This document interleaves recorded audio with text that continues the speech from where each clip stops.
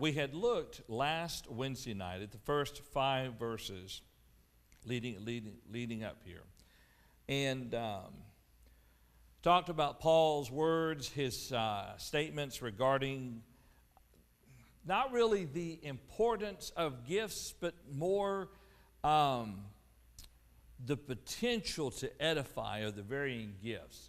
For instance, in verse 5, as we read, he says, I wish you all spoke with tongues, but even more that you prophesied. And so we talked about that, how that if you had the gift of prophecy, everybody could hear what you're saying and understand what you're saying. But if you had the gift of tongues and there was no interpreter, then those present would not understand what you were saying, and they would not be benefited by what you were saying. And that's the thought at the end of verse 5, that the church may receive edification. So let's pick up there with verse 6, and let's begin reading in verse 6. And let's go ahead and read down through verse 12. The Apostle Paul goes on to say, But now, brethren, if I come to you speaking with tongues, what shall I profit you unless I speak to you either by revelation, by knowledge, by prophesying, or by teaching? Even things without life, whether flute or harp, when they make a sound, unless they make a distinction in the sounds, how will it be made known what is piped or played? For if the trumpet makes an uncertain sound, who will prepare for battle? So likewise you, unless you utter by the tongue words easy to understand, how will it be known what is spoken? For you will be speaking into the air. There are, it may be, so many kinds of languages in the world, and none of them is without significance. Therefore, if I do not know the meaning of the languages, I shall be a foreigner to him who speaks, and he who speaks will be a foreigner to me. Even so you, since you are zealous for spiritual gifts, let it be for the edification of the church that you seek to excel. So ultimately, the goal of these members should have been edification of the local congregation. And whatever gift they were given by the Holy Spirit, desire a gift that would be for the benefit of everybody and not just themselves. And interestingly enough, that's kind of the lesson we can apply from this text today. Boy, that's going to scare me too, isn't it?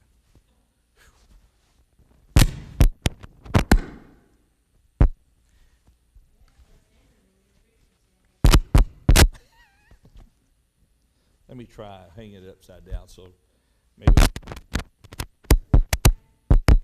going back now.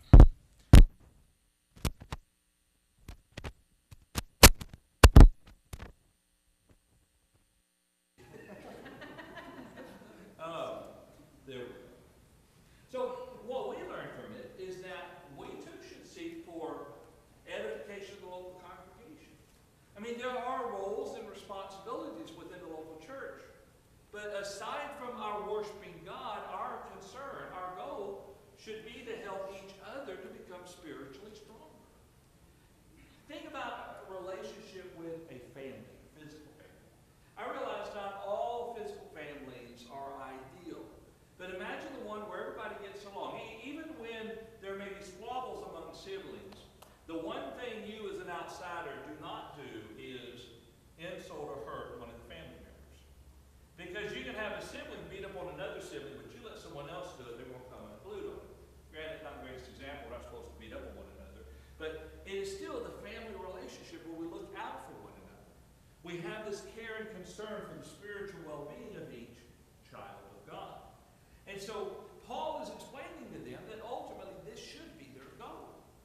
Notice what he says here in verse 6 as we've already read. Let's say you have an individual speaking with tongues. He says, if I come to you speaking with tongues, what shall I profit you unless I speak to you either by revelation, by knowledge, by prophesying, or by teaching? What is the benefit of speaking to you in tongues if you can't understand it? Would it not be better to also be able to use one of these other gifts so that you might receive the edification? The English Standard Version renders it very similarly. If I come to you speaking in tongues, how will I benefit you unless I bring you some revelation or knowledge or prophecy or teaching? And so is the idea there that you want to speak in tongues, and that's great, and speaking in tongues can be very beneficial. But unless you bring them a revelation, a prophecy, or a teaching, what you say to them is going to be And that's the thing we have to remember about speaking in tongues. Speaking in tongues, the whole purpose of the gift oftentimes gets lost in the miraculous nature of it. But keep in mind, what was most important about speaking in tongues was not the ability to speak in tongues, but what? Communicate. Communicate. The message delivered.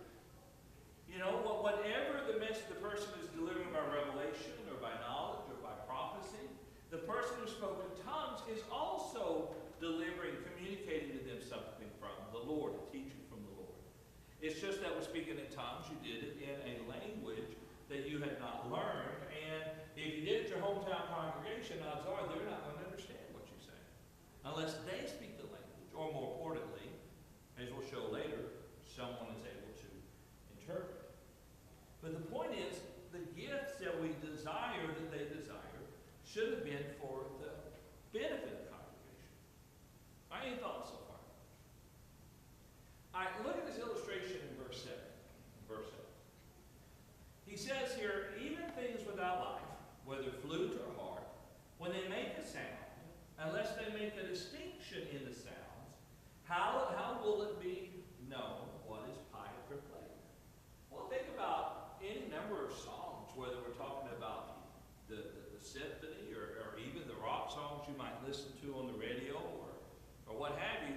You recognize those songs based on a distinction within the notes of the melody. By the way, you can sing Happy Birthday now all you want to not be in violation of copyrights. I read that today. A judge finally threw that out.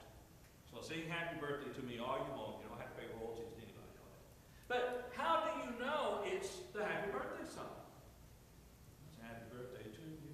Happy Birthday. You hear it, all the words obviously, but it's the melody. I mean, how many commercials have butchered beautiful classical pieces because they're trying to sell cat food? You know, oftentimes they'll do that. Beethoven's Fifth. Think about the number of times it's been used. But the point is, we know them based on the movement of the notation.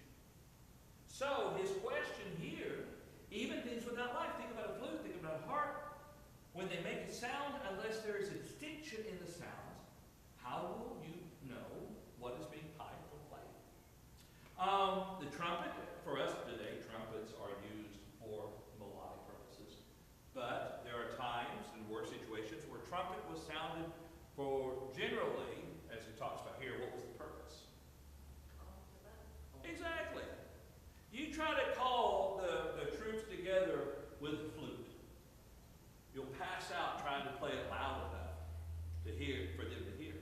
But a trumpet, it was an instrument designed to project. And so he says there in verse 8, for if the trumpet makes an uncertain sound, who will prepare for battle? The people who were listening, to go back to the days of Israel, the number of times that the trumpet was sounded, there was a specific melody or set of notations that the people were expected to hear. And if they didn't hear it, they wouldn't know what was going on, what was the sound for. So he uses these to illustrate and build up to, sorry about this, I didn't go forward, verse 9 there.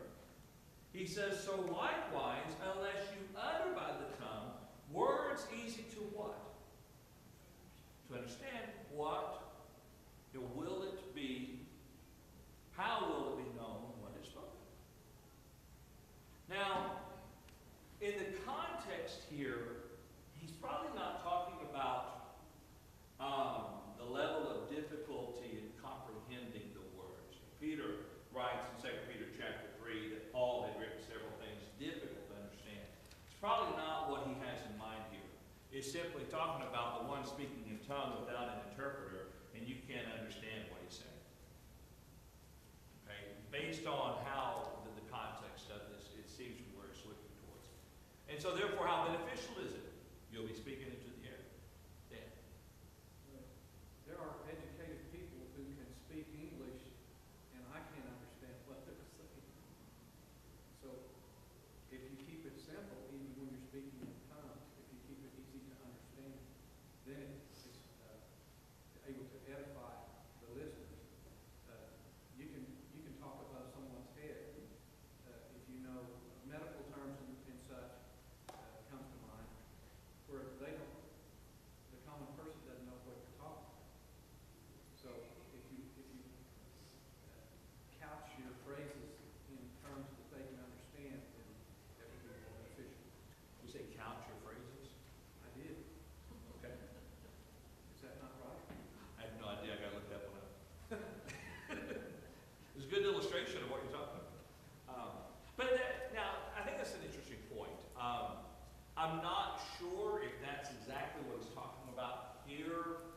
I still wonder if he's talking about the one who speaks in tongues without an interpreter.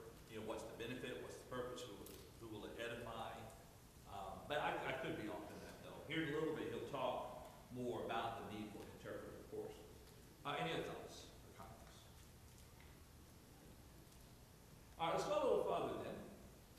Oh, do you see a little similarity between the last sentence of verse 9, as we see behind us, and verses 1, 2, and 3 of 1 Corinthians chapter 13? Yeah, in other words, what you're doing is useless if it doesn't benefit, if it doesn't edify. You are speaking into the air. So he says in verse 10, there are, it may be, so many kinds of languages in the world, and none of them is without significance. Well, we understand that. You think about the number of languages that you've heard people speak within your lifetime. And then you go into some countries, in India, as well as the Philippines, and even over what used to be called Russia. There are a wide, diverse number of languages throughout there. I mean, here in the United States, we've got, I can't remember what the term, I want to say dialects. I'm not sure if that's the right term, dialects. But you go down to some parts of Louisiana, and what are you going to run into? Cajuns or French. You've got, and you go up to Canada. You're going to encounter some who speak French up in that area. So the point is, we understand, and even back then, languages were plentiful. And he says, none of them without significance. Therefore, if I do not know the meaning of the language, or that is to say, if he does not understand what is being said, in other words, you can't understand the words that are being spoken, he says, I shall be a foreigner to him who speaks, and he who speaks will be a foreigner to me. A simple example happened a couple weeks ago at the McDonald's right here. There are a lot of workers in this area who are, I guess, originally from Mexico. Nothing wrong with it. They do a lot of work. A lot of times you'll see them doing construction work, painters. I mean, just a whole slew of them. But from time to time, you'll get some who don't speak English. And so they have a lady there working at McDonald's who works back in the grill. And anytime someone comes in and the person working up front, I get lunch there from time to time, by the way. Anytime there's someone comes up speaking Spanish who doesn't speak English, the cashier will just step aside and call the lady forward. She'll come up and interpret. And it's because without doing that, the person punching the keys would have no idea it's hamburger. Tell me what, and so you have to have an interpreter, or else you are a foreigner to them, and they are a foreigner to you. When I was in the 11th grade, our choir went to Mexico City, and it was a neat trip. But I had the opportunity to visit a local congregation there in Mexico. And the girl, one of the girls in choir was a member of the church, and she'd taken 1 or 2 years of Spanish. If someone tells you they've taken 1 or 2 years of Spanish, they're still useless. For all intents and purposes in real life conversation. And so we go down there, and there's a couple times in conversation with average strangers and everything that she tries her best. But going to the worship service, the preacher there was kind and would read some scriptures in English. But thankfully, they sang a lot of the same songs that we do, just in Spanish. And we could follow along in our Bibles because it wasn't too difficult to look and see where they were at. But foreigners, and that's his point. So he says then in verse 12, even so you, since you are zealous for spiritual gifts, let it be for what purpose? Exactly. He says, let it be for the edification of the church that you seek to excel. Don't desire to have the gift of speaking in tongues because you're wowed by it and you think that it gives you something extra and something special, because that's what the apostles did on the day of Pentecost. Well, if we could speak in tongues like they did, wouldn't that be great? But better yet, desire a gift that will let you edify. And here in a little bit, he's going to walk through some instructions for using these gifts during the worship service, and you'll see the end goal is edification. All right, any thoughts or comments?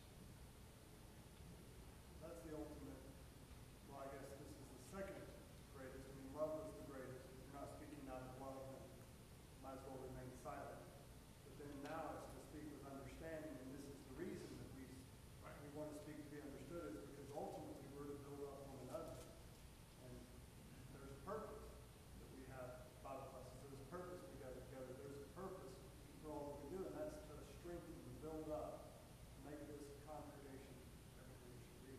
That's right. In our discussion, 1 Corinthians chapter 13, talking about love last week, I think the point we probably should have emphasized just a little bit more is that this is love for one another. You know, this is the love that we're to have for each other.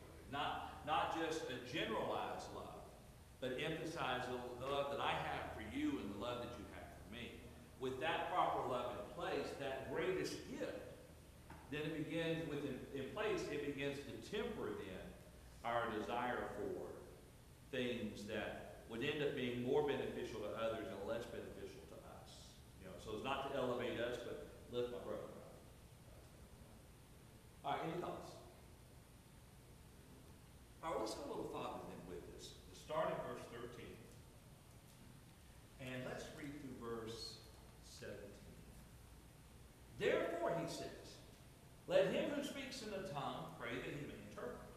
For if I pray in a tongue, my spirit prays, but my understanding is unfruitful.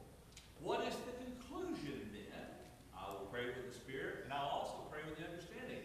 I will sing with the spirit, I will also sing with the understanding. Otherwise, if you bless with the spirit, how will he who occupies the place of the uninformed say, Amen, and your giving of thanks, since he does not understand what you say? For you indeed give thanks well, but the other is not edified. So let's back up to verse 13. And notice what he says here. Therefore let him who speaks in a tongue pray that he may what? Okay.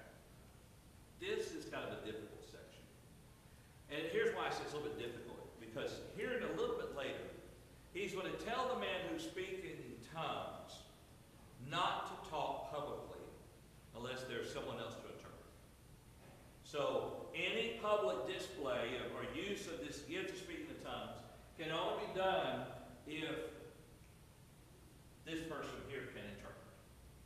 Suggesting then that it's not to be used publicly unless there's an interpreter present. So we've got to kind of remember that as we look at this. Let's go ahead and Zane and then Cal. It also shows that it's not an uncontrollable thing that you bursts out of you as the world would, some of the, I guess, religious organizations would have you believe. If they are supposed to remain silent, if there's no one to interpret, there are only 2 or 3 most that speak in tongues at any assembly. And so there is, it goes counter to what is being taught in the popular religious groups. That's right. Verse 32, and the spirits of the prophets are subject to the prophets. Cal. Well, obviously, speaking in tongues is a big deal to these people. Highly desired. It's obvious from scriptures that one that spoke in tongues did not necessarily know what he was saying. But it's also obvious that he prayed that he might interpret. So there were probably some that spoke in tongues and could interpret what they were saying at the same time they were speaking tongues. There were others that just spoke in tongues and they could not interpret. They needed somebody to do it for them. So that's why you have the issue of edification here. So there was no unknown tongue, no tongue of angels. All the tongues were known languages. You just might be that you're speaking in tongue that nobody there knows that language. But the world gets it all wrong here, the way they do their speaking in tongues. That's a good point. That's a good point. I want to offer a couple different interpretations of verse 13. The New King James behind me says, therefore let him who speaks in a tongue pray that he may interpret. The English Standard Version renders it, therefore one who speaks in a tongue pray that he may interpret. And let's see.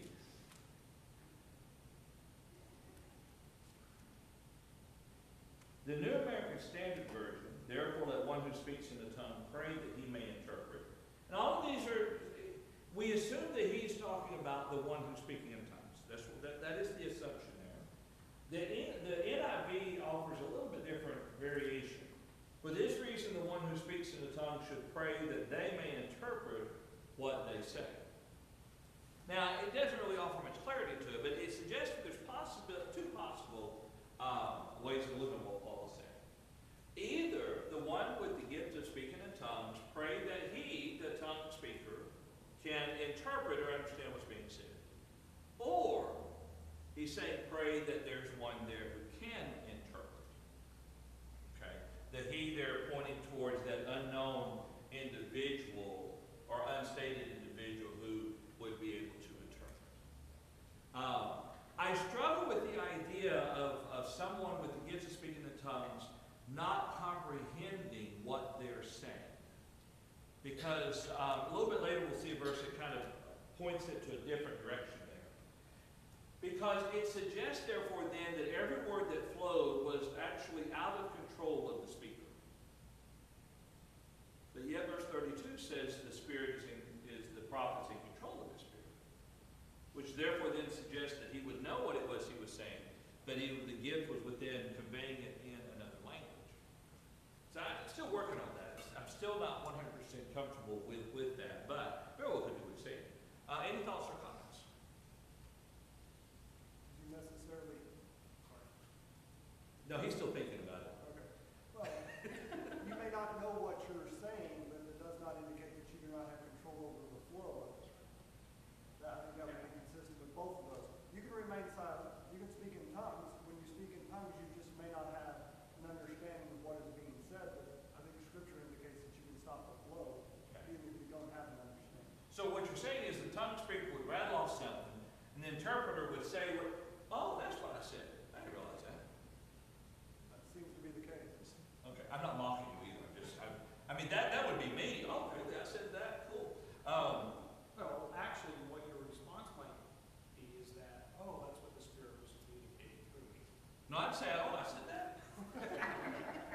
I do that sometimes, even when speaking English. I wonder about what I said. I think it's pretty clear if you read verse 19, and we'll get there. To me, it is that he's saying that he'd rather speak 5 words with his understanding than he would 10,000 words in tongue. So he might not understand what he's saying. Or you can spin that your way. Yeah. Is that what you're saying? Well, we'll continue with that because there'll be other passages here that I'll say, okay, now we turn the point over. Okay, there's a flip of the point here with this. Blake, you had your hand. Well, I guess this is more just to help me wrap my head around the scenario that we're seeing. Would you say that basically we have somebody who speaks in a tongue, and therefore you would have people who knew like 2 different languages, but only you would pray that there was an interpreter that knew both languages that would be present? For example, like in our day, you had somebody who knew English and French, but maybe the audience, only certain people knew English and only certain people knew French, and therefore you wanted an interpreter there who would be able to confirm that what the French people understood and what the English-speaking people understood was the same. Am I understanding that correctly, or is it the idea that he's speaking in a tongue, but everybody else there speaks English, so why are you speaking in French? That's my understanding of it. And you would have to have it. Now, the interpreter would be the giver. You know, not someone who happened to just speak the language, but it speaks of the ability to interpret as being a gift as well. Okay. But, I mean, that's my understanding. My understanding of speaking in tongues, you go back to the day of Pentecost, the apostles were able to speak to people who, in their own language. You know, look, we hear them in our own words, speak to them in their own language. And so if that's all tongue speaking was throughout the history of the New Testament and our understanding of it, then it would be someone with the ability to speak the Word of God as revealed to him in another language, which would be of no benefit to those who couldn't understand it unless there was someone who could interpret what was being said. Any other thoughts? Now, we have 2 favorite verses here that oftentimes we'll quote, but when you look at the context, it'll have to make us rethink what we were just saying. Okay? Notice, let's go a little further here for a moment. He says, for if I pray in a tongue, my spirit prays, but my understanding is unfruitful. How can your spirit pray, but yet your understanding being unfruitful? Okay? But then, look at the next verse, because you can't separate them. What is the conclusion then? He says, I will pray with the Spirit, and I'll also pray with the understanding. I will sing with the Spirit, and I will also sing with the understanding. So now it's not just about speaking in tongues. It's about speaking in a way where you both, you speak it from within and you understand what you're saying. So again, therefore let him who speaks in a tongue pray that he may interpret. For if I pray in a tongue, my spirit prays, but my understanding is unfruitful. What is the conclusion? I'll pray with the Spirit in tongues. Okay? I mean, that's the context there. The point, I'm not necessarily that it's limited to praying in a tongue, but it looks that way. And I'll also pray with the understanding. I'll sing with the Spirit, I'll sing with the understanding. So we don't have someone, Paul is not telling them to pray, to sing, to speak in tongues with the Spirit, but without the understanding. The goal should be to have the understanding. Could it not be that he's saying, then I'm not going to pray in tongues, I'm not going to speak in tongues, I'm going to do it after, what is the conclusion? You know, if it's not edifying what he's done in 13, in 14, then what's the conclusion? Then he's not going to do that. Then he's going to pray with the Spirit, pray with the understanding, and sing with the Spirit, sing with the understanding. And So it could go that way too. I'm just saying, I don't know which way it is either. Well, it fits the thread of speaking in tongues, especially look at verse 16. If you bless with the Spirit, how will he who occupies the place of the uninformed say amen? So that's what I'm saying. It suggests there that contextually, the tongue speaking is both praying, singing, and blessing. Unless the praying and singing is a side point to illustrate something that's being a thread going through here. So if no one's there to interpret, what's the conclusion? He will pray with the Spirit, pray with the understanding. Of course, he won't do it in tongues. He won't do it in tongues. Exactly. That's, He needs to be that's blessed. my understanding of it. I mean, or one way of looking at it. I don't know which way it is. But Right. I understand completely. All right.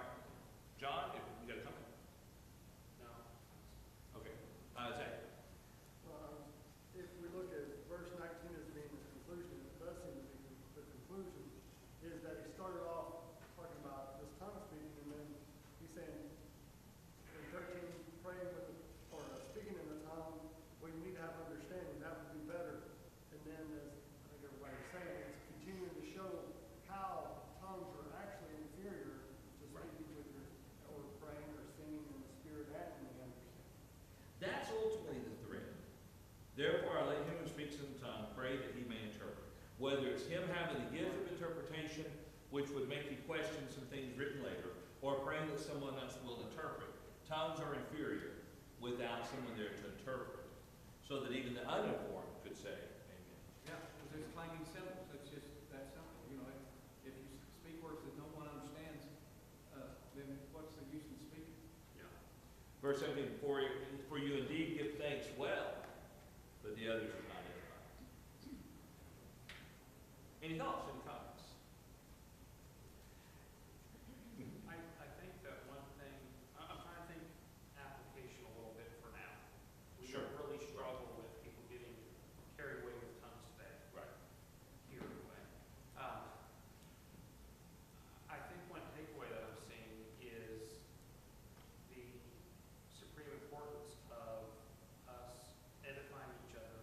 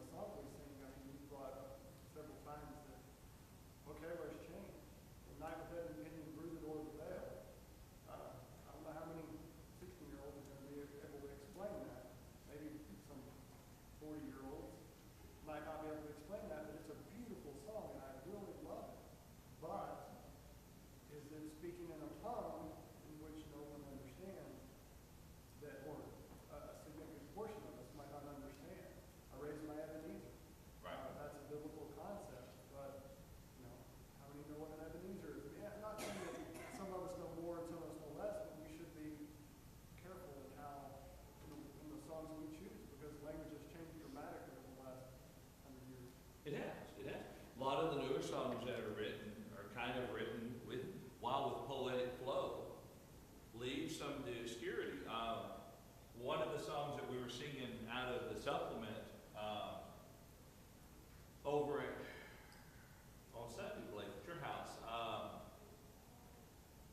Anyway, it stripped the D's and thous. Yeah, I can't remember which one it was, you know. But ones that we have in our songbook, or not ones it's one we don't have in our songbook actually. But anyway, it strips the D's and thous of it. But there's also another side of that coin too.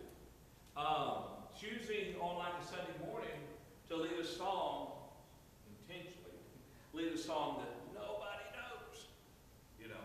Now we'll do it accidentally sometimes, Cal. You know. Don't you know this one? No, It's an old favorite. yeah, I sang when I was 10, you know. But at the same time, you know, although it's not about understanding, at that point it's just about trying to figure out how to sing a song we've never sung before.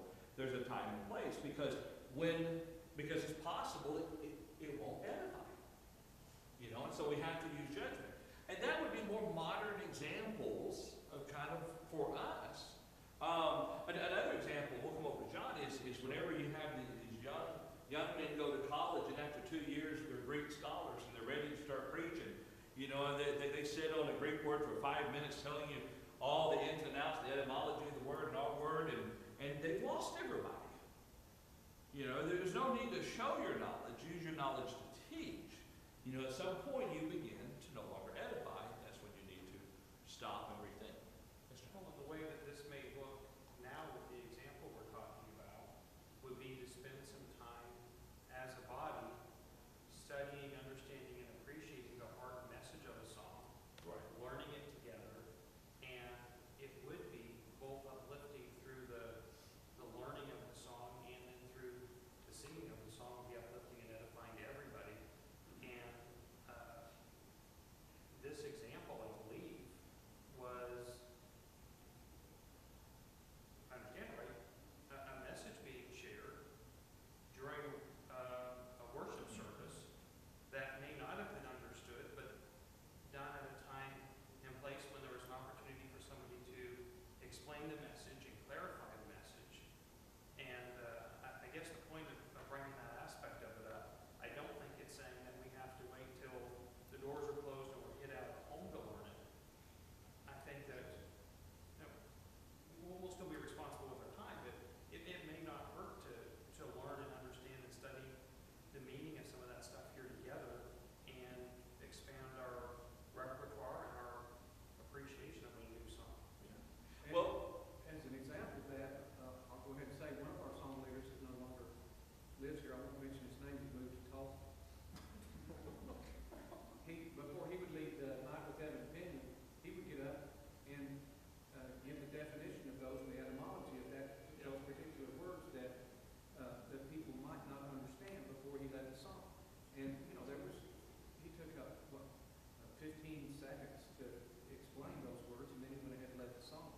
And I think that's indecency and in order. I don't see anything Sure. wrong with that. if you have the song leader has that knowledge. Right. Lowell. A lot of different ways of saying things. Sometimes when people don't understand, they say, what you said, but when I don't understand, I say, huh? Pardon? Well, and we're just about done with our time. But when y'all moved into this building in 2000, isn't that the time that y'all started with the current songbooks that we have? Y'all had different ones before, Broadway Heights. The reason why I say that is because there's CD back there of the songs from that songbook, so that people could understand. So there were a bunch of new songs introduced at that time. And you use congregational like singings, Wednesday night singing, special singings to learn the songs. The thing about modern day song singing that we have, and I say modern day by comparison to what we don't know of how they did things back then. We speculate, okay? But would it be the words or the music that's the greatest obstacle in learning a new song for the average individual? It's the music. It's not the words.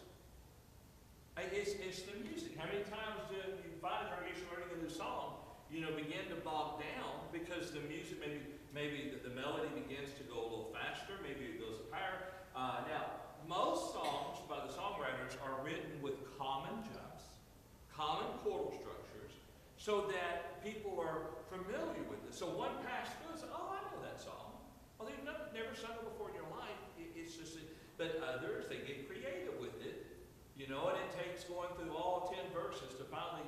get it established. And whereas the words are easy, it's the melody, the learning how to sing it, that is the greatest obstacle. Once we get past that, then we can sing the song fine and focus on the words and not really worry about the melody, if that makes sense. But don't you think that some people work at it and other people don't? When I first came here, I didn't know any of the songs. I always said I just wanted to be like Mary Hinsey or some of these other people they could just look at and they knew the words. They already had sang those songs for so long. And I just got tapes and I would always play them in the car for the kids, and that's how we learned. We didn't learn it at church. I mean, we sang it at church, but Right. we didn't learn it there. But they provided CDs for the, No, I just ordered things, and I just learned, and we just played. That's how you learn the song. So sometimes when somebody gets up there to lead, then you're like, oh, what comes to you is your ear of what you heard, right. because they haven't led that. There's songs that we may have a new book, but there's people they lead the same song. I was telling your girls that. I said we've got a lot of songs. Do the young children know "Old Rugged Cross" or "How Great Thou Art" or any of the old songs that a lot of the people know because they don't ever lead them anymore? That's a You good know, point. I don't know why, but that's the way it is. That's a good point. We'd have to get those old songbooks, great songs of the church. Oh, I had those growing up. Sacred selections. Yeah. Turn page That's what 4 they on have those in far Missouri. here. The, The red ones. but Kathy, you're right, though. You have to put forth the effort. Not everybody is trained in music. Not everybody learns how to read music. But most everybody can learn a melody. You've got some who are completely tone deaf, and they don't let anything stop them. They just go all the way through. And you almost envy them, because they can focus on the words and not worry about it. You know, it's just, they don't care about this melody or the jump. I'm going to sing what I think it sounds like and go. But then you'll have those that when it comes up with the song, they don't know. They just sit there with the trap shut. Because they don't want to put forth the effort. And so, and someone says, what does this have to do with the context? Everything. When we recognize the point is for edification. Well, how do you find somebody else if you're just sitting there? That's what I don't understand. You can. I don't understand. Speaking to one another in psalms, hymns, and spiritual songs. That's the edification process there. And so as song leaders, we need to think about that. Okay? Preachers, you got to think about that. Bible class teachers, you got to think about that. What best edifies congregation? Yes, Jim. To go along with John's point, Mark Roberts actually has lessons, and I'm not sure if they're on the Westside website, but I think 3 or 4 years ago, he did lessons called Singing with Understanding, and he went through, the songbook and picked out certain songs, whether they be old or new, and did a lesson on the layout of the songs, what they were about, the writer, the composer, and then the young men or the song leader would get up and sing that song. So it made more sense once you knew exactly what the songs were talking about. Right. And that's a good role of song leaders too. When you pick out songs to lead, look at the words first. Look for little word obstacles that you could help to explain before. That way, if there are any questions, people know what you're saying. But that's a good example of way to learn. Okay, well, I appreciate our participation. The comments, we are past time. I took us too late. We'll resume here, not next Wednesday, because next Wednesday is a singing. But we'll start the Wednesday after that. Appreciate our participation.